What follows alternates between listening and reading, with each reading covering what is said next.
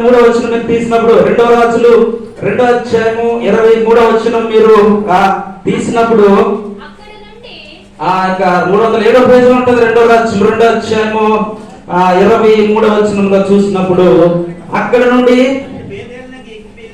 2వ రాజులు 2:23లో అక్కడ నుండి అతడు బేతేలునకు వెళ్ళెను.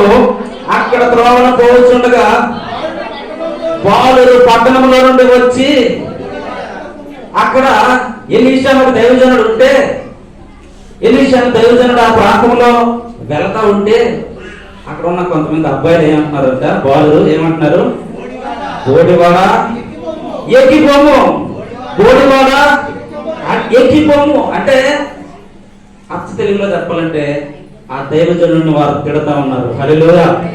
దైవజనుడిని ఏం చేస్తున్నారు, అపహాస్యం చేస్తున్నారు. అక్కడ మనం చూసాము, ఆశ కలిగి ఉన్నది అన్న. ఇక్కడ బాలురు ఎలా ఉన్నారు, వీళ్ళకి ఆశ ఏం లేదు. దేవుని దైవజనుల్ని ఏమంటున్నాడంటే, బోడివాడ ఎక్కిపోము, బోడివాడ ఎక్కిపోము. బోడివాడ అంటే ఇంగ్లీష్లో ఏముంటుందో, ఇంగ్లీష్ బైబిల్ తీస్తే ఏంటంటే అక్కడ కొన్ని ఉంటాయి కదా పదాలు, రాస్కేల్, లేకపోతే మనం తిడతా ఉంటాం కొంతమందిని, ఇంగ్లీష్లో కొంతమంది తిడతా ఉంటారు. ఈ విధంగా ఇంకా మంచి పదం ఇక్కడ ఏదో స్టూపిడ్ అంటే అంటే ఇటువంటి పదాలు ఎవరికి వాడుతూ ఉన్నారు, ఎలీషా దైవజనుడికి. ఎంత ఘోరమైన పరిస్థితుల్లో అక్కడ ఉన్న బాలురు ఉన్నారు. ఇప్పుడున్న యవనస్తులు కూడా అదే పరిస్థితులు ఉన్నారు. మన గ్రామాల్లో కానీ లేకపోతే మన చుట్టుపక్కల కానీ ఇదే పరిస్థితి ఉన్నది. ఆ రోజుల్లో ఆ యొక్క వ్యక్తికి, ఎలీషాకు ఏ విధంగా అయితే అపహాస్యం జరిగిందో, ఇదే పరిస్థితి మనుష్య జీవితంలో మనకు కూడా జరుగుతూ ఉంటాయి. మనకు కూడా అవమానాలు జరుగుతూ ఉంటాయి. నీకు జరగలేదు ఎవరికి అవమానం? ఆవిడ ఆదివారం అయితే బైబిల్ ఎట్టుకుని వెళ్ళిపోతండి అని ఎవరు అనలేదు మిమ్మల్ని? అనలేదా? అన్నారా? ఆవిడ దేవుణ్ణి నమ్ముకుందండి అని అంటారా లేదా? నిజంగా తెలిసినట్టుగా కాదు కానీ అంటే తెలియకుండా పెడతా ఉంటారు. అంటే ఏంటంటే మనకి నొప్పి తగలకుండా లేకుండా దెబ్బ అనమాట. దాన్ని ఏమంటారు, నొప్పి లేదు మనకి. అంటే ఆ విధంగా కొన్ని మాటలు, సూటిపోటి మాటలు చాలా మంది అంటున్న సందర్భంలో మనము ఆశ కలిగి ఉండాలి. దేవుడు మనకున్నాడు. ఈ లోకంలో ఏది లేకపోయినా మనకు పర్వాలేదు. దేవుడు మనకు మన దగ్గర ఉన్నాడు. మనకు ఒక వెలుగు ఇవ్వడానికి ఆయన వచ్చి ఉన్నాడు. చీకటిగా ఉన్న మనలను వెలుగులోనికి నడిపించడానికి ఆయన ఈ లోకానికి వచ్చి ఉన్న వాస్తవం మనము గ్రహించగలగాలి. క్రీస్తును మనము కలిగి ఉండగలగాలి. చాలా మంది ఫేముల్లోకి వెళ్ళిపోతారు. చాలా మంది గొప్పవారే, క్రైస్తవులైన వారే చాలా గొప్ప గొప్ప పొజిషన్ లో ఉన్నారు. అనేక మంది వారేంటంటే ఈ లోకము, లోక సంబంధమైన వాటి మీద వారు ఆ యొక్క మంచి ఫేమ్ లోకి వెళ్ళిపోతూ ఉంటారు. ఈ మధ్య హీరోయిన్స్ కూడా ఎక్కువ మంది క్రైస్తవులేనంట. విన్నాను నేను ఈ మధ్య. హీరోయిన్స్ కూడా ఎవరంటే ఎక్కువ మంది, సినిమా హీరోయిన్లు కూడా ఎవరంటే వాళ్ళందరూ క్రైస్తవ కుటుంబంలోనే పుట్టిన వారే. కానీ మరి ఎంచుకున్న విధానం ఏంటి, ఈ మధ్య పేర్లు ఎవరు చెప్తున్నారు, ఇలయామ, సంత, ఇలా పదాలు లేకపోతే ఆ యొక్క వ్యక్తుల పేర్లు మనం చూసినప్పుడు గొప్ప గొప్ప వారే. కానీ ఎవరు ఏం చేస్తా ఉన్నారంటే వారు ఎంచుకున్న మార్గము సరైనది కాదు. మనము ఒకవేళ యోగంలో మనము దేనికి భయపడుతూ ఉంటాం అని ఆలోచిస్తే మనం ఖచ్చితంగా మరణానికి భయపడతాం. మరణానికి భయపడిన ఈ సందర్భంలో యేసుక్రీస్తును ఒకవేళ నమ్ముకొని ఆయనను సేవించి ఆయన రక్షణగా సేకరించి ఆ మరణము మనం తోలినట్లయితే ఖచ్చితంగా దేవుడు ఏం చేస్తూ ఉన్నాడంటే వారిని ముందుకు నడిపిస్తూ ఉంటాడు. హల్లెలూయా. ఇక్కడ ఉన్న బాలుడు అయితే ఆ యొక్క ఎలీషాను అవమానిస్తున్నారు, అపహాస్యం చేస్తున్నాడు. దేవుని ఉగ్రత వెంటనే వచ్చేసింది. అక్కడ వెంటనే ఆ వచ్చిన తర్వాత వచ్చిన మీరు చూస్తారు, దేవుని దగ్గర నుంచి ఆ యొక్క ఉగ్రత వాళ్ళ దగ్గర మీదకి వచ్చేసింది. వారు ఏమయ్యారు, వెంటనే అతడు వెనుకకు తిరిగి వారిని చూచి యెహోవా నామమును బట్టి వారిని శపించగానే అప్పుడు చూడండి, ఎలుగుబంట్లు వచ్చి ఏం చేసి అడవిలో నుండి వచ్చి వారిలో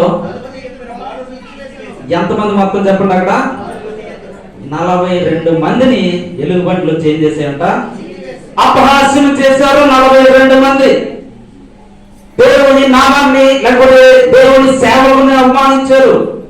అయితే దైవజనుడిని బోడివాడ అన్నారు.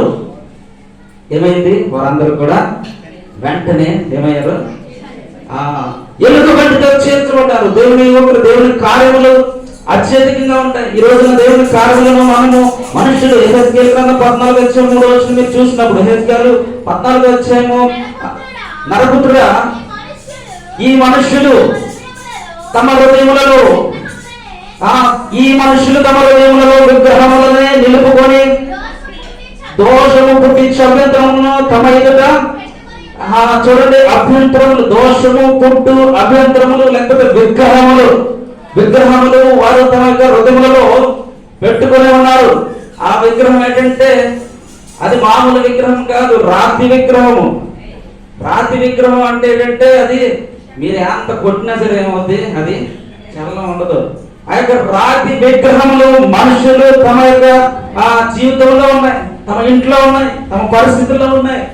వాటిని ఈ రోజున తీసివేయడానికి ఆ యొక్క రాతి హృదయములను దేవుడు తిరిగి ఒక మంచి హృదయముగా మార్చడానికి ఈ క్రిస్మస్ పండుగ ఒక మంచి అవకాశం. హల్లెలూయా! ఈ క్రిస్మస్ పండుగ అదే ఇస్తూ ఉంది.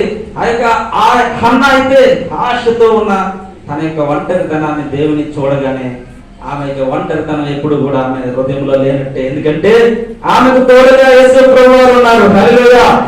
ఆమెకు తోడుగా యేసు ప్రభువు వారు పుట్టి ఉన్నారు. ఆకాశం కింద ఉన్న కొలస్సీయులకు రాసిన పత్రిక 1:23 ఉంటది. ఆ యొక్క దేవుని యొక్క మాటలు పైన ఆకాశం కింద ఉన్న మాటలు, దేవుని యొక్క మాటలు అంత విలువైనవి. బైబిల్ గ్రంథం అందులో చదివిస్తూ ఉంటది. కీర్తన గ్రంథంలో మీరు చూస్తారు. ఆ యొక్క బైబిల్ గ్రంథం ఈ యొక్క లోకంలో ఉన్నట్టు వాటికి అన్నిటికంటే విలువైనది ఏంటనే ఆలోచన చేస్తే బంగారం కంటేనో లేనివి నీ మాటలు నమ్మదగిన విలువైనవి. దేవుని యొక్క మాటలు అంత విలువైనవి. కొలస్సీయులకు రాసిన పత్రిక 1:23 ఏముంది అక్కడ మీరు చూసిన సందర్భంలో స్థిరముగా ఉండి చదవండి, మీరు విన్నట్టు ఆకాశము క్రింద ఉన్న సమస్త సృష్టిని చూడండి, ఆకాశము క్రింద ఉన్న సమస్త సృష్టి. ఎంత మంచి పదం అక్కడ వాడబడింది. అంటే ఇదంతా కూడా మనం ఎక్కడ నివసించినా సరే ఆకాశము క్రింద ఉన్న సమస్తమైనవి కూడా చూడండి ఆ యొక్క మాటలు ఎంత విలువైనవి. యేసు క్రీస్తు వారు శ్రమిస్తున్న మాట ఏంటంటే ఆయన ఒక గ్రామానికి కానీ ఒక ప్రాంతానికి కానీ ఆయన పరిమితం అవ్వట్లేదు. ఆకాశము క్రింద ఉన్న సమస్తమైన వాటిని గురించి అక్కడ రాయబడి ఉంటది. చాలా మంది మతం అంటే ఏంటి అనుకుంటూ ఉంటారు. మతం అంటే ఏంటంటే నా దృష్టిలో నిజమైన దేవుణ్ణి తెలుసుకోవడమే ఒక మతం. హల్లెలూయా! నిజమైన దేవుణ్ణి తెలుసుకోవడం మతం. మతం అంటే ఇంకేమీ కాదు, నువ్వు తెలుసుకున్నది, నువ్వు పాటిస్తున్నది ఒక మంచి మార్గంలో ఉంటుంది ఒక మతం. ఇంకేమీ మతం అంటే ఇంకేం కాదు. మతం అంటే మనం ఏవో ఎక్కడికైనా వెళ్ళి ఇవ్వాల్సిన పని లేదు, లేకపోతే ఎక్కడికి కూడా మనం ప్రయాణించాల్సిన పని లేదు. మతం అంటే యేసు క్రీస్తును లేకపోతే నిజమైన రక్షకుడిని తెలుసుకుని హృదయంలో కలిగి ఉన్నారు అందరూ కూడా ఆయనను సేవించినట్లే. హల్లెలూయా! వీళ్ళంతమంది యేసుక్రీస్తును హృదయంలో స్వీకరించి ఉన్నారు. అందరూ స్వీకరించారు. ఇక్కడికి వచ్చామంటే మనం స్వీకరించి ఉన్నాం. మన యొక్క హృదయంలో దేవుడు ఉన్నాడు, దేవుడు వెలిసాడు, ఉంటాడు. అందుకే ఆ క్రిస్మస్ ని మనము ఘనంగా చాటే వారిగా, ఘనంగా మనము మన హృదయంలో ఉంచుకునే వారిగా ఈ రోజున ఉన్నామన్న సంగతిని మనం తెలియజేస్తూ ఉన్నాము. ఈ యొక్క మాటలు మనము విన్నట్లయితే యేసుక్రీస్తు వారి యొక్క మాటలు మెలకువగా ఉండని ఉంటుందని కొరింథీయులకు రాసిన పత్రిక 16:13 ఉంటది. మెలకువగా ఉండి మీరు ఈ యొక్క లోకంలో జీవించండి. మీరు మెలకువగా ఉన్నట్లయితే నీతిమంతులై ఉన్నట్లయితే మీరు ఖచ్చితంగా దేవుని యొక్క మాటల్లో మీరు ముందుకు కొనసాగ వారిగానే ఉంటారు. యేసుక్రీస్తు వారు మనుషులందరినీ కూడా ఆయన ముందుకు నడిపిస్తూ ఉంటాడు. ఆ యొక్క మాట మీరు చూసినప్పుడు ఏముంది? 1 కొరింథీయులు 16:13 ఏముంది? మెలకువగా ఉండండి, విశ్వాసమందు నిలకడగా ఉండండి. మెలకువగా ఉండండి, నిలకడగా ఉండండి. చెప్పండి ఏముంది అక్కడ? 2 మాటలు. మెలకువగా ఉండండి, విశ్వాసమందు నిలకడగా ఉండండి. మెలకువ, నిలకడ. చూడండి అక్కడ రెండు కూడా ఆ ప్రాస బాగానే ఉంది. మెలకువగా ఉండాలి, మనం నిలకడగా ఉండాలి. ఎన్ని సంవత్సరాలు గడిచిపోయినా పర్లేదు, 2024 కాబట్టి 25, అలాగే ఎన్ని సంవత్సరాలు మన జీవితంలో వచ్చినా సరే మనం ఎలా ఉండాలి? నిలకడగా ఉండాలి, మెలకువగా ఉండాలి. దేవుని యొక్క మాటల్లో, దేవుని యొక్క చిత్తంలో, దేవుడు మనకు బుద్ధి చెప్పే విషయంలో చాలా ఇది వస్తూ ఉంటది. దేవుడు ఒకసారి ఆ పాత నిబంధనలో మీరు చూసినప్పుడు బిలాము అన్న ఒక ప్రవక్తకి, లేకపోతే బిలాం అన్న ఒక ఆయనకి మీరు దేనితో బుద్ధి చెప్పాడు చెప్పండి? మెలకోలేదు, నిలకడలేదు ఆయనకి. వెంటనే దేనితో మాట్లాడించాడు? గాడిదతో మాట్లాడించాడు. గాడిద ఎక్కడైనా మాట్లాడుతుందా? గాడిద ఎక్కడైనా మాట్లాడదు, మనుషులతో మాట్లాడదు. ఒకవేళ అది మాట్లాడుకుంటే ఇంకో గాడిదతో మాట్లాడుకుంటుంది, అది మనకు అర్థం కాదు. అంతేగాని ఒక గాడిద మనిషితో మాట్లాడితే ఎలా ఉంటది? చాలా ఆశ్చర్యం ఉంటుంది. కానీ నిజంగానే మాట్లాడింది ఆ యొక్క బిలాముతో. ఆ యొక్క గాడిద మాట్లాడింది, నీవు నన్ను ఏం చేస్తావు? ఆయన పదం చూడండి, ఎక్కువ ఎన్నో వచ్చిన సంఖ్యాకాండం అనుకుంటే 22 అధ్యాయము 24 వచ్చిన సంఖ్యాకాండము 22 అధ్యాయములో మీరు చూసినప్పుడు ఆ యొక్క వచనాలు మీకు కనబడుతూ ఉంటాయి. దేవుడు తన యొక్క మాటల్లో కొన్ని మాటలు అక్కడ ఉంటుంది చూడండి. అప్పుడు యెహోవా ఆ గాడిదకు వాక్కునిచ్చెను, వాక్కు ఇచ్చెను కనుక అది నీవు నన్ను ముమ్మారు కొట్టితివి, నేను నిన్నేం చేశాను? నువ్వు నన్ను కొడుతున్నావు. గాడిద ఏం మాట్లాడుతుందంటే గాడిద, నువ్వు నన్ను ఎందుకు ముమ్మారు నన్ను ఎందుకు కొడుతూ ఉన్నావు? నేనేమి చేశాను అని అక్కడ పదం. దేవుని వాక్కు ఆ యొక్క గాడిద నోటికి ఇచ్చి ఉన్నాడు. హల్లెలూయా. గాడిద మాట్లాడింది. గాడిద ఇతను కొడతా ఉన్నాడు, ఎందుకు వెళ్ళట్లేదని. కానీ అది ఎందుకు వెళ్ళట్లేదంటే యెహోవా దూత చేత, యెహోవా దూతను చూసి ఆ గాడిద ఏం చేస్తుందంటే అక్కడ మెల్లిగా వెళ్తుంది అనమాట. స్పీడ్గా వెళ్ళాల్సిన చోట, లేకపోతే వెళ్ళాల్సిన దగ్గరికి వెళ్ళట్లా, వెనక్కి వెళ్ళడం, లేకపోతే తప్పించుకోవడం చూస్తుంది. ఎందుకంటే అతన్ని తప్పించడానికే ఆ గాడిద చేస్తా ఉంది, కానీ అతడు గ్రహించట్లా. ముందుకెళ్ళు, ఒకవేళ అతను ముందుకు వెళ్ళిపోతే గాడిద ఏమవుతుందంటే అతడు చచ్చిపోతాడు. దేవుని మాటలు, దేవుడు మనల్ని కాపాడే విధానంలో, దేవుడు మనల్ని ముందుకు నడిపించే విధానంలో ఎవరిని ఎలా వాడుకుంటాడో తెలియదు, ఎవరిని ఎక్కడ ఎలా వాడుకోవాలో దేవుడికి సమస్తము తెలుసు. హల్లెలూయా. ఆయన సమస్తమును ఆయన ఈ లోకంలో తెలిసిన వాడే అతడు మన దగ్గర పుట్టి ఉన్నాడు, వెలిసి ఉన్నాడు. అందుకే ఆయన సెలవిస్తుంటాడు, సత్యమును గూర్చి సాక్ష్యం ఇవ్వడానికి నేను వచ్చాను, ఈ లోకానికి పుట్టి ఉన్నాను, సత్యమును గూర్చి సాక్ష్యం ఇచ్చేలా నేను ఈ లోకంలో ఉండి ఉన్నాను. గలిలే సముద్రంలో అనేకమైన చేపలు ఉండే సముద్రం ఏంటంటే గలిలే సముద్రం. గలిలే సముద్రంలోనే దేవుడు ఎక్కువగా కార్యములు జరిగించి ఉన్నాడు. ఆ గలిలే సముద్రం చేపలు ఎక్కువగా ఉంటాయి. ఆ పక్కన మృత సముద్రం ఉంటుంది. ఇవన్నీ కూడా ఇప్పటికి కూడా ఉన్నాయి ఆ ప్రాంతాల్లో. మనము యేసుప్రభువు వారు పుట్టిన ఆ ప్రదేశాలకు మనం వెళ్ళి చూస్తే అక్కడ ఈ మృత సముద్రం అని, గలిలే సముద్రం అని, యోర్దాను నది అని అన్ని కూడా ఇప్పటికీ ఉన్నాయి. మనం వెళ్ళి అక్కడ చూడొచ్చు. యేసుప్రభువు వారు సంచారం చేసిన ఆ ప్రదేశాలు మనం వెళ్ళి, ఇప్పుడు చాలా మంది వెళ్తా ఉన్నారు అక్కడికి వెళ్ళి కొద్దిగా డబ్బు ఉన్న వాళ్ళు కొద్దిగా డబ్బు ఖర్చు పెట్టి వెళ్ళి ఆ ప్రాంతాలన్నీ చూస్తున్నారు. యేసుప్రభువు వారు ఎక్కడ పుట్టారో ఆ పశువుల ప్రాంతంలో కూడా ఇప్పుడు ఒక మంచి దేవుని యొక్క పనిలోనే ఉండబడే కొన్ని కట్టడాలు అక్కడ కట్టారు. ఇప్పుడు పశువుల పాక అలాగా లేకపోయినా ఇప్పుడు అక్కడ మంచి భవనాలు అక్కడ కట్టి ఉన్నారు. అవన్నీ కూడా అందరూ వెళ్ళి చూసి రావచ్చు.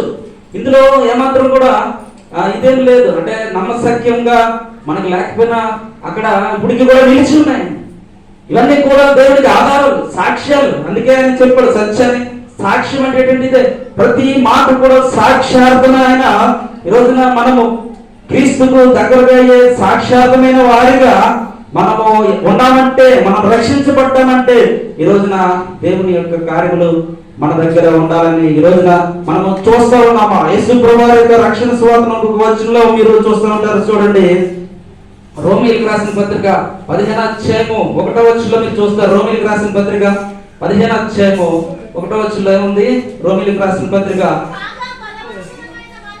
కాగా బలవంతులమైన మనము మనలను మనమే మనలను మనమే బలవంతులమైన మనము అని రాకడం ఉంది. అక్కడ ఏమంది? బలవంతులమైన మనం ఎటువంటి వారం అంటే కాగా బలవంతులమైన మనము. మొదటి పదమే ఆయన చెప్పేస్తూ ఉంటాడు, మనము బలవంతులము, మనము బలహీనులము కాము. ఎందుకంటే మన దగ్గర ఉన్నవాడు బలవంతుడైనప్పుడు మనం కూడా బలవంతుడమే. మనము ఒకరు కొడితే పడిపోతాను నేను నా దగ్గర ఏం బలం ఉందనుకోవాల్సిన అవసరం ఏం లేదు. ఎందుకంటే నువ్వు సేవించున్న దేవుడు బలవంతుడు కాబట్టి, నువ్వు ఆయన దగ్గర నమ్ముకుని ఉన్నావు కాబట్టి, ఆయన విశ్వాసం కాబట్టి నీకు బలం లేకపోయినా బలవంతుడివే. హల్లెలూయా. నువ్వు బలహీనులమైనా నువ్వు బలవంతుడవే, బలవంతురాలవే. దేవుని అదే మాట శ్రమిస్తుంది. దేవుని మాటలను విశ్వసించే మనము, దేవుని మాటలను తెలుసుకునే మనము ఈ రోజున మన యొక్క జీవితంలో దేవుడిని మనము రక్షకుడిగా అంగీకరించిన మనము.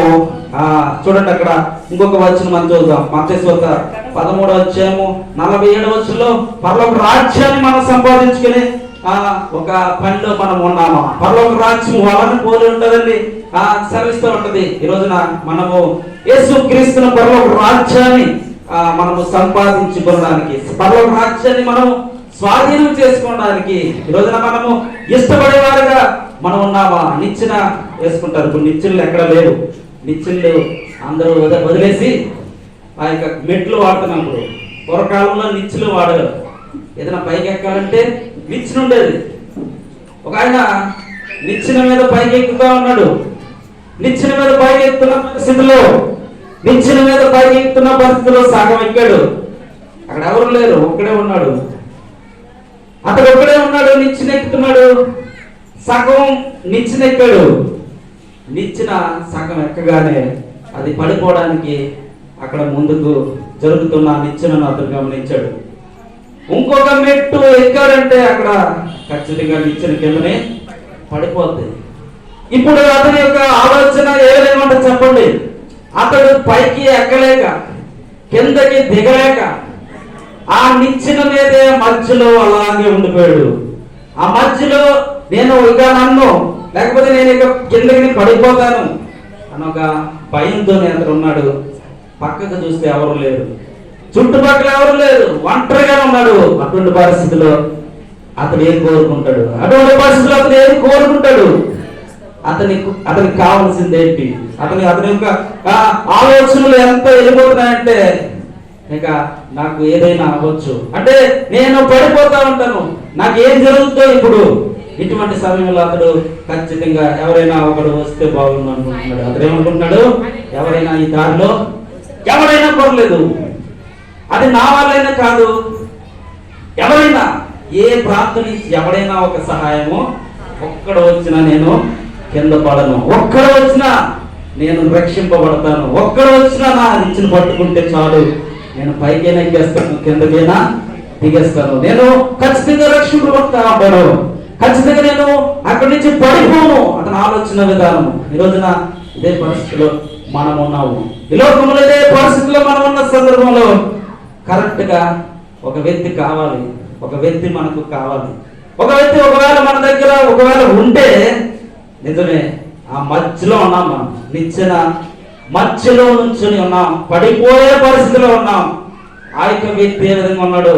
ఈ రోజున లోకంలో మనం కూడా అదే విధంగా ఉన్నాం. ఒకవేళ మనకు ఒక తోడు, ఒక రక్షకుడు మన కోసం ఒకవేళ వచ్చి ఉన్న వాస్తవాన్ని గ్రహించి ఉంటే ఖచ్చితంగా నిచ్చెన మధ్యలో ఉన్నప్పుడు ఎవరైతే తోడుగా వస్తారో అతడు ఏమంటాడు తెలుసు? వెంటనే బాబు దేవుడిలా వచ్చామంటాడు. అక్కడ ఎవరైనా వస్తే ఏమంటాడు? అతన్ని ఆ నిచ్చెన మధ్యలో ఉన్న సందర్భంలో అతడు ఒక వ్యక్తిని చూసి ఆ నిచ్చెన పట్టుకుంటే అతనికి ఇంకెవరో కనబడరు. ఎవరు కనబడతారు? అతను ఒక్కడే కనబడతాడు. ఆ ఒక్కడే ఏమంటాడు? దేవుడు అంటాడు. ఎందుకు ఈ పదం చెప్తున్నానంటే ఈ రోజున మనం కూడా ఒకవేళ ఈ లోకంలో జీవిస్తున్న సందర్భంలో వెలుగుగా ఉన్న యేసుక్రీస్తును దేవుడుగా ఈ రోజున స్వీకరించగలిగితే ఆయన చెప్తున్నాడు, మీరు ఒక అవకాశం అండి, మీ హృదయంలో చూడటం అండి, మీ హృదయంలో నేను రావడానికి, మీ హృదయంలో నేను ఆ యొక్క ప్రాంతంలో మీ దగ్గర ఉండడానికి నేను ఒక మంచి అవకాశం ఇస్తాను. అపోస్తుల గ్రంథం 4:12 మీరు చూసినప్పుడు అపోస్తుల గ్రంథం 4:12 ఏముందంటే అక్కడ మీరు చూస్తూ ఉంటారు. ఆ యొక్క అపోస్తుల కార్యం 4:12 ఏముంది? మరి ఎవని వలనను రక్షణ మరి ఎవరి వలన రక్షణ కలుగు. దేవుని క్లియర్ చెప్పేస్తుంది, ఎవరి వలన కూడా ఏం కలుగుదట? రక్షణ కలుగుదు.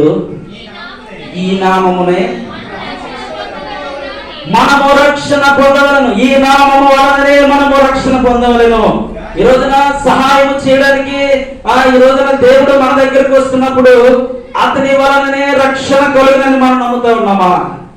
ఒక ఆయన కాశీకి వెళ్ళి ఏదైనా వదిలి రావాలన్నారని దేన్ని వదిలించాడో తెలుసా? తలనీలాలు సమర్పించి వచ్చాడు. కాశీకి వెళ్ళి ఏదైనా వదిలి రావడం అంటే అక్కడ ఉద్దేశం ఏంటంటే తిరిగి వచ్చేటప్పుడు తాగుడైన వదిలేయాలంట, లేకపోతే దొంగతనం చేస్తే దొంగతనం వదిలేయాలి, లేకపోతే అతడు చేసే సంథింగ్ ఏదైనా సరే వదిలేసి రావాలి. కానీ అతను ఏం వదిలేసి వచ్చాడట? తల నీలాలు వదిలేసి వచ్చాడట. దానివల్ల ఉపయోగం ఉంటుందా? దానివల్ల ఏమైనా ఉపయోగం ఉంటుందా? మన జీవితంలో ఈ లోకంలో అనేక మంది ఇదే పరిస్థితుల్లో ఉన్నారు. తల నీలాలు లేకపోతే సమర్పించడం ద్వారా దేవుని మనం తెలుసుకోలేము. దేవుని యొక్క శాంతి మన దగ్గర రాదు. మరి ఎవరి వలన రక్షణ కలుగుతుంది? లోకంలో దేవుని వలన కూడా మనకు రక్షణ కలుగదు. ఈ నామము వలననే మనము రక్షణ పొందవలను గాని ఆకాశము కింద మనుషులలో ఇయ్యబడిన మరి ఏ నామమున రక్షణ పొందలేము. ఈ యొక్క ఆషేరు గోత్రికురాలైన అన్న నమ్మింది రక్షకుడు, నిజమైన రక్షకుడు బెత్లెహేములోనే పుడతాడు. ఎందుకంటే ప్రవచనాలన్నీ ఉన్నాయి. ఎన్ని ప్రవచనాలు ఉన్నాయి ఆయన బైబిల్లో.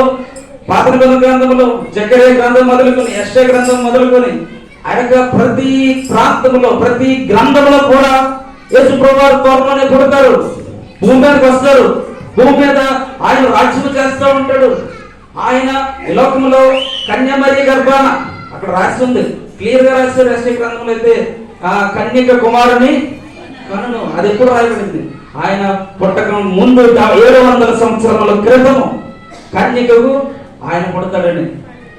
యేసు ప్రభువు యొక్క విశిష్టత, ఆయన రక్షణలో ఉన్న స్వస్థత, యేసు ప్రభువు దగ్గర ఉన్న యొక్క ప్రతి మాట కూడా మనము ఈ రోజున మనము వినడానికి, ఈ రోజున మనము మన దగ్గర పెట్టుకోవడానికి, యేసు ప్రభువు యొక్క రక్షణ సువార్తను మన జీవితంలో తెలుసుకోవడానికి. పూర్వకాలంలో రేడియోలు ఉండేవి, రేడియోలో కూడా దేవుని మాటలు వచ్చేవి. దేవుని మాటలు మనము వినేవాళ్ళము, మంచి మాటలు, ఇదే మాటలు, క్రిస్మస్ మాటలు మనం వినేవాళ్ళము. ఆ తర్వాత దినాలు గడుస్తున్న కొద్ది రేడియోలు పోయాయి, టీవీలు వచ్చాయి, ఎప్పుడైతే యూట్యూబ్లు వచ్చాయి, ఇవన్నీ వచ్చాయి. ఇవన్నిటిలో నుంచి మనము సత్యమును గ్రహించే వారంగా ఉన్నామా? సత్యమునకు సాక్ష్యం ఇచ్చే యేసు క్రీస్తును మనము తెలుసుకునే వారిగా ఉన్నామా? యేసు క్రీస్తును తెలుసుకునే వారిగా మనం ఒకవేళ ఉన్నట్లయితే యేసు క్రీస్తుకు రక్షణ సువార్తము, ఈ యొక్క వర్తమానము మామూలు వర్తమానము కాదు, ఇది శుభవర్తమానము. మన దగ్గర నిలబడిన వర్తమానం ఏంటిది? శుభవర్తమానము. శుభవర్తమానం అని రాయబడి ఉంటుంది. అంటే ఇది మామూలు మాటలు కాదు. ఒక వర్తమానం అయితే తేలిక వదిలేయచ్చు, ఒక చిన్న వర్తమానం అయితే తేలిక వదిలేయచ్చు, కానీ ఇది ఎటువంటి వర్తమానం అంటే శుభవర్తమానం. అంటే ఇది వదలడానికి వీలు లేదు. ఈ జీవితంలో ఏదైనా మనకు ఈరోజు కాబట్టి ఇంకొక వస్తూ ఉంటుంది. ఒక క్రికెట్ మ్యాచ్ ఉందనుకోండి, క్రికెట్ మ్యాచ్ ఈ రోజు ఓడిపోయింది అనుకోండి ఇండియా, ఇంకొక మ్యాచ్ ఉంటుంది అవకాశం, లేకపోతే వచ్చే సంవత్సరం మళ్ళీ ఆడటం. మ్యాచ్లు ఎన్నైనా జరుగుతూ ఉంటాయి. ఈ రోజు ఓడిపోతే రేపు ఇంకొక దగ్గరికి వెళ్ళొచ్చు, లేకపోతే ఎల్లుండి ఇంకో దగ్గరికి వెళ్ళొచ్చు, లేకపోతే ఇంకొక అవకాశం ఉంటుంది. కానీ మన జీవితం మాత్రం ఒకసారి ఉంటుంది. జీవితం ఎన్ని ఉంటాయంటే మనిషికి ఒక్కటే. మనిషి జీవితం ఒకే ఒకటి. ఇది ఒకసారి మనము ఫెయిల్ అయ్యామంటే ఇంకొక జీవితం మనిషికి లేదు. ఈ యొక్క జీవితం వద్దులండి, ఈ జన్మలో నేను ఇలా అయిపోతాను, వచ్చే జన్మలో యేసు ప్రభువుని నమ్ముకుంటానంటే కుదరదు. ఎందుకంటే వచ్చే జన్మ అనేది లేదు మనిషికి, వచ్చే జన్మ అనేది లేదు మనిషికి. ఎన్ని జన్మలు ఉన్నాయి? ఒకటే దేవుడు ఇచ్చిన ఈ ఒక్క జన్మలోనే మనం ఒకవేళ మనము ఫెయిల్ అయ్యామంటే మన జీవితం ఇంక పోయినట్టే. అందుకే ఈ మాట సెలవిస్తూ ఉన్నది. అక్కడ ఉన్న బాలురు అయితే, ఎలీషా దగ్గరకు వచ్చిన బాలురు అయితే వారికి ఒకటే జన్మ. ఏమైంది? ఎలుగుబంట్ల చేత చేర్చబడిపోయారు. ఎలుగుబంట్ల చేత వారు చేర్చబడ్డారు. వారి యొక్క జన్మ ఆ రోజుతో సమాప్తమైపోయింది. వారికి ఎప్పటికీ కూడా అక్కడికి ఇంకొకసారి అపహాస్యం చేసే అవకాశం కూడా వారికి రాదు. ఎందుకంటే ఆ యొక్క మొదటి అవకాశాన్ని వారు ఏం చేశారు? మిస్యూజ్ చేసుకున్నారు. మొదటి వెలుగుగా ఉన్న దేవుడు ప్రసంగి గ్రంథం 11:7 మీరు తీసినప్పుడు, ప్రసంగి 11:7 మీరు తీయండి. చూడండి అక్కడ ఏముంది. అక్కడ 11:7 మీరు చూసినప్పుడు అక్కడ మీరు ఒక వెలుగు గురించి ఒక మంచి మాట, వెలుగు మనోహరమైనది, వెలుగు మనోహరమైనది, సూర్యుని చూచుట వెలుగు మనోహరమైనది. ఇంత వెలుగు ఉందంటే ఈ రోజున అది దేవుడు ఇచ్చిందే. ఈ వెలుగు, ఈ వెలుగును మనము కలిగి ఉన్నామా? వెలుగును మనము కలిగి ఉండక అది మనోహరమైనది. వెలుగంటే యేసుప్రభువు వారు. చెప్పండి, వెలుగంటే ఎవరు? యేసుప్రభువు వారు. హల్లెలూయా. వెలుగును మనము మనోహరమైనదిగా, వెలుగు మనోహరమైనది అంటే యేసుక్రీస్తు వారు మనోహరమైన వాడని అర్థం. హల్లెలూయా. వెలుగు మన దగ్గర ఉన్నదంటే యేసుక్రీస్తు వారు మన దగ్గర ఉన్నారని అర్థం. ట్రైన్లో డిఎల్ మూడి గారు దైవజనులు వెళ్ళిపోతా ఉన్నారు. ట్రైన్లో వెళ్ళిపోతుంటే ప్యాకెట్ ఆడతారు కదా అందరూ. ఏమాడతారు? ప్యాకెట్ ఆడతారు చాలా మంది. ఎందుకంటే టైం పాస్ కోసం. దేనికి ఆడతారంటే వాళ్ళు టైం పాస్ కోసం వాళ్ళు ప్యాకెట్ ఆడుతూ ఉంటారు. అటువంటి సందర్భంలో ఆ యొక్క ట్రైన్లో అందరూ కూడా ప్యాకెట్ ఆడుతున్నావు డిఎల్ మూడి అని దైవజనులు కూడా అనుకుంటూ ఉంటాడు. నేను కూడా ఉన్నాను కదా, వీళ్ళు ఏమంటారు చూద్దాం అన్నట్టుగా ఉన్నాడు అతడు. మిగిలిన అతన్ని అడిగారు, సరే ఒకరు తక్కువయ్యారు, మా యొక్క టీంలో ఒకరు తక్కువయ్యారు, నువ్వు వచ్చి ఆడు అని అంటూ ఉంటారు మిగిలిన వాళ్ళు. అన్నప్పుడు అతను అంటాడు ఏంటంటే, నాకు చేతులు లేవు అంటాడు. ఏమంటాడు? చేతులు లేవు. వాళ్ళు పైకి కింద చూస్తున్నారు. ఇతనికి ఎన్ని ఉన్నాయి? 2 చేతులు బాగానే ఉన్నాయి. అన్ని తింటున్నాడు, వచ్చినవన్నీ కొనుక్కొని అన్ని తింటున్నాడు. కానీ ఏమంటున్నాడు అక్కడ? నాకు చేతులు లేవు. నీ దగ్గర చేతులు ఉన్నాయి కదా, 2 చేతులు కరెక్ట్ గా ఉన్నాయి కదా, నువ్వన్నీ తిన్నావు కదా, చేతులు లేవంటావేంటి అంటే అంటాడు, నాకు చేతులు ఉన్నాయి కానీ ప్యాకెట్ ఆడడానికి నా దగ్గర చేతులు లేవు. చూడండి, ఆ విధంగా తప్పించుకుంటా ఉన్నాడు. దేవుడు ఇచ్చినవి ఒకవేళ దేనికోసం మనం ఉపయోగిస్తూ ఉన్నాం. దేవుడు ఇచ్చిన మాటలను మనం ఎటువంటి విధానంలో ఉపయోగిస్తున్నాం? అతడు ఉపయోగిస్తున్న యొక్క మాట ఏంటంటే, చేతులు నా దగ్గర లేవు.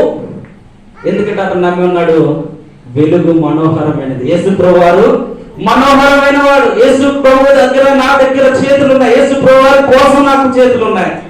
యేసు ప్రభు వారి సువార్తను ప్రకటించడంలో నాకు చేతులు ఉన్నాయి.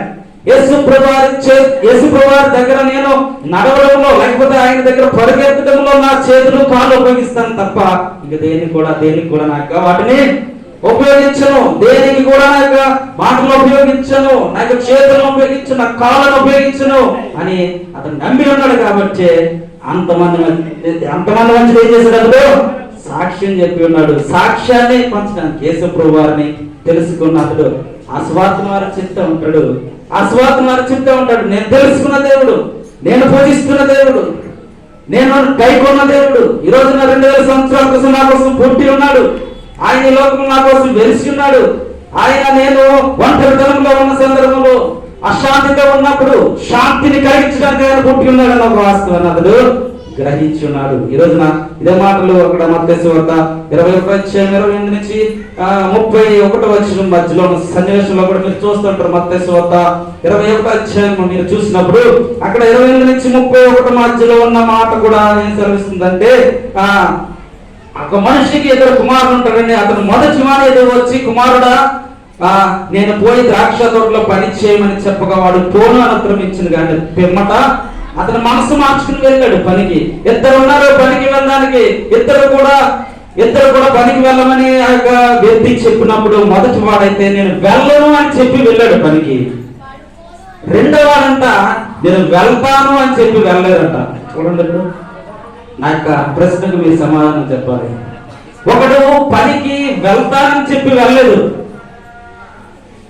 ఒకడు పనికి వెళ్తాను నేనని చెప్పి వెళ్ళలేదు, ఇంకొకడు వెళ్ళను అని చెప్పి వెళ్ళాడు. ఇద్దరు ఎవరు బెస్ట్? ఇప్పుడు మొదటివాడా రెండోవాడు? ఒకవేళ మీరు చెప్పిన సందర్భంలో, మీరు చూస్తున్న సన్నివేశంలో మీరు చూసినప్పుడు మొదట వాడు ఏమంటాడంటే, అతడు మనసు మార్చుకుని తిరిగి వెళ్ళాడు. నేను వెళ్ళని చెప్పి కూడా అతడు వెళ్ళాడు. ఇంకొకడు మాత్రం వెళ్తానని చెప్పి వెళ్ళలేదు.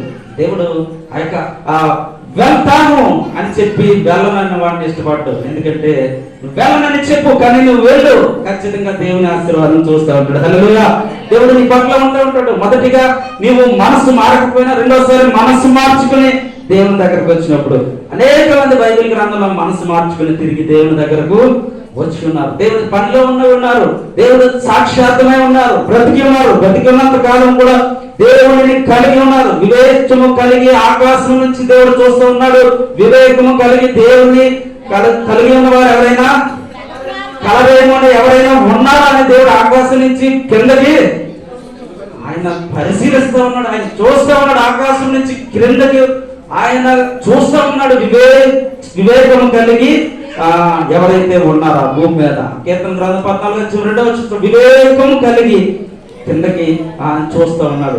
దేవుడు చూసినప్పుడు నిజంగానే మనం వివేకము కలిగి ఉన్నామా? వివేకము కలిగిన వారిగా ఈ రోజున జీవించడానికి మనము ప్రయత్నం చేస్తా ఉన్నామా? మనము ప్రయత్నం చేస్తే ఆయన ఎందుకు పుట్టున్న వాస్తవాన్ని మనము గ్రహిస్తాం. ఆయన మన దగ్గర ఎందుకు వచ్చి ఉన్నాడు అన్న వాస్తవాన్ని మనము మన జీవితంలో గుర్తెరుగుతూ ఉంటాం. మదర్ తెరెసా దగ్గర ఒక పాప పనిచేస్తుందంట.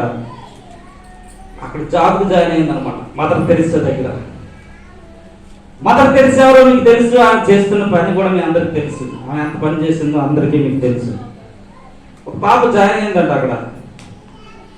మంచి డబ్బులకి జాయిన్ అయి ఉంటుందేమో పనికి. కానీ మదర్ తెరెసా చేస్తున్న ఆ యొక్క కుష్ఠ రోగుల మధ్య ఆమె చేస్తున్న సేవ చూసి 10 రోజులు తిరగక ముందే వెళ్ళిపోయిందంట. జీతం కూడా తీసుకోకుండానే వెళ్ళిపోయిందంట. ఎందుకంటే ఈమె ఎలా చేస్తుందో కానీ నేనైతే మాత్రం చేయలేదు. ఆమె యొక్క కార్యములు ఎంత గొప్పగా ఉంటాయంటే ఆమె తన యొక్క ఆత్మకథలు ఇవన్నీ రాస్తూ ఉంటుంది అనమాట. తన దగ్గరకు వచ్చిన అనేక మంది ఉంటానని చెప్పి ఎవరు కూడా వెళ్ళిపోయిన సందర్భం. ఆమె దగ్గర పనికి వచ్చిన ఎవరు కూడా ఆమె చూసి వెళ్ళిపోయేవారు. ఎందుకంటే అటువంటి మంచి సేవను ఆమె జరిపించింది. అందుకే ఆమెను గురించి మనం ఈ రోజు చెప్పుకుంటూ ఉన్నాం. ఆమె ఈ లోకంలో అనేక మందికి సాక్షిగా ఎందుకు ఉండగలిగిందంటే ఆమె హృదయంలో జీవము గల దేవుని ఈ కృప, దేవుని యొక్క ప్రేమ ఉన్నది. హల్లెలూయా. యేసుక్రీస్తు వారి యొక్క రక్షణ సువార్తను ఆమె తెలుసుకుంది. అనేక మందికి సేవ చేయాలనేదే దేవుని యొక్క ఉద్దేశము. అనేక మందిని దేవుని వైపునకు తీసుకురావాలన్నదే దేవుని యొక్క ఉద్దేశము. ఒక అనురాలు దేవుని మాటలను కైకుంటున్నామన్న సందర్భంలో మనము ఆలోచించాల్సింది ఏంటంటే మనం ఒకవేళ అన్యులుగా ఉన్న సందర్భంలో దేవుని తెలుసుకుని దేవుని యొక్క రక్షణ మార్గంలోనికి మనము రావడానికి మనము ఎదురు చూస్తూ ఉన్నాము. 8:5 మీరు చూస్తారు. 8:5 ఆ యొక్క వ్యక్తి గురించిన మాట న్యాయం జరిగే ఒక్కడు అని రాయబడి ఉంటుంది. 5 తీసినప్పుడు ఆ యొక్క 1 నుంచి ఉంటది. యెరూషలేము వీధులలో చూవట్టు పరుగెత్తి చూసి తెలుసుకున్నది, దాని రాజవీధులలో విచారణ చేయుడి, న్యాయము జరిగించుచు నమ్మకముగా ఉన్న ఎత్తించుచున్న ఒక్కడు మీకు కనబడిన చాలు, నేను దానిని క్షమించేస్తాను. చూడండి అక్కడ సెలవిస్తూ ఉన్నాడు. యెరూషలేము వీధులలో చూవట్టు పరిగెత్తి మీరు చూడండి, పరిశీలించండి. మీరు అనేక గ్రామాల్లో ఉన్నారు, అనేక గ్రామాల నుంచి ఇక్కడికి వచ్చి ఉన్నారు. మీ గ్రామంలో ఒక్కడు లేకపోతే న్యాయము జరిగించి నమ్మకముగా దేవుని పనిలో ఉన్న ఒక్కడు కనబడినా ఆ గ్రామం మొత్తం కూడా దేవుని కాపుదల ఉంటాడంట. హల్లెలూయా. ఇప్పుడు నీ ఒక్కడవే ఉన్నా లేకపోతే మీరు కొంతమందిగా ఉన్నా మీ వలన మీ గ్రామాన్ని దేవుడు ఆశీర్వదిస్తూ ఉంటాడు. హల్లెలూయా.